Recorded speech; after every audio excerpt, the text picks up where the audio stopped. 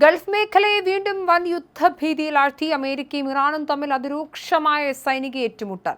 ജോർദാനിലെ US സൈനിക താവളങ്ങൾക്ക് നേരെ Iran നടത്തിയ മിസൈൽ ആക്രമണത്തിന് പിന്നാലെ ഇറാന് നേരെ അതിശക്തമായ തിരിച്ചടിയുമായി അമേരിക്കൻ സൈന്യം രംഗത്ത്.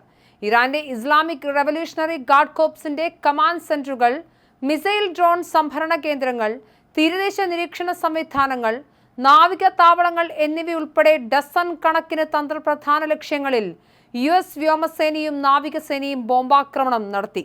ജോർദാനിലെ US സൈനിക താവളം ലക്ഷ്യമിട്ട് ഇറാൻ നടത്തിയ ബാലിസ്റ്റിക് മിസൈൽ ആക്രമണങ്ങൾ US വ്യോമ പ്രതിരോധ സംവിധാനം വിജയകരമായി തകർത്തതിന് തൊട്ടു പിന്നാലെയായിരുന്നു അമേരിക്കയുടെ കടുത്ത നടപടി. അമേരിക്കൻ പടക്കപ്പലുകളും അത്യാധുനിക പോർവിമാനങ്ങളും പങ്കെടുത്ത തിരിച്ചടി 2 മണിക്കൂറോളം നീണ്ടുനിന്നു.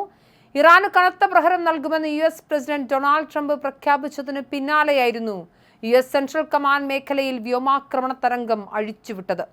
ഹോർമുസ് കടലിടുക്കിലെ തന്ത്രപ്രധാന കേന്ദ്രമായ ഖ്വെഷം ദ്വീപിൽ US നടത്തിയ ബോംബാക്രമണത്തിൽ ഒരു കുട്ടിയടക്കം 3 പേർ കൊല്ലപ്പെട്ടു. ദ്വീപിലെ പാർപ്പിട സമുച്ചയത്തിന് മുകളിലാണ് US മിസൈലുകൾ പതിച്ചത്.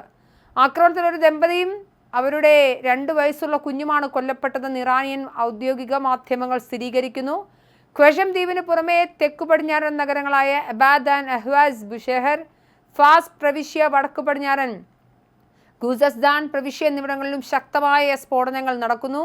ഇറാന്റെ ഭാഗത്തുനിന്നും അവരെ പിന്തുണയ്ക്കുന്ന സായുധ ഗ്രൂപ്പുകളിൽ നിന്നും അമേരിക്കൻ സൈന്യത്തിനും അന്താരാഷ്ട്ര കപ്പൽ ഗതാഗതത്തിനു നേരെ ഉയരുന്ന ഭീഷണികൾ പൂർണ്ണമായും ഇല്ലാതാക്കുകയാണ് തിരിച്ചടിയിലൂടെ ലക്ഷ്യമിടുന്നതെന്ന് US സെൻട്രൽ കമാൻഡ് വ്യക്തമാക്കി. മേഖലയിൽ യാതൊരു വിട്ടുവീഴ്ചയും ഇല്ലാതെ ശക്തമായ സൈനിക നടപടികൾ തുടരുമെന്ന് വാഷിംഗ്ടൺ മുന്നറിയിപ്പ് നൽകുന്നതിനിടെ സംഘർഷം അയൽരാജ്യങ്ങളിലേക്കും വ്യാപിക്കുന്നതിന്റെ സൂചന നൽകിക്കൊണ്ട് കുവൈറ്റിൽ ഇറാന്റെ ഭാഗത്തു നിന്നും ആക്രമണം സംഭവിച്ചിരിക്കുന്നു.